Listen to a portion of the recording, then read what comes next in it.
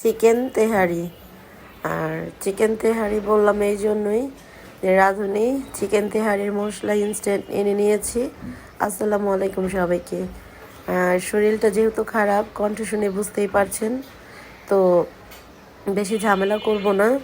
নাস্তাও দেরিতে করেছি, যদিও দিনটা ছিল কালকে শুক্রবার।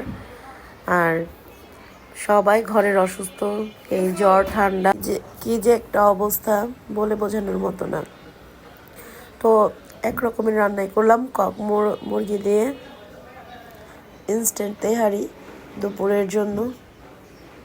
কেনা টক দই ছিল, সেটাও দিয়ে দিয়েছি।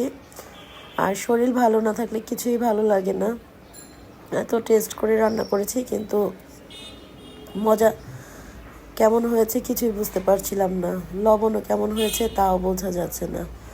এই যে চালটা ধুয়ে নিলাম, আর এখন হাঁড়িতে বসিয়ে দিলাম। আমি কিন্তু একটু কণ্ঠ দিতে পারছিলাম না।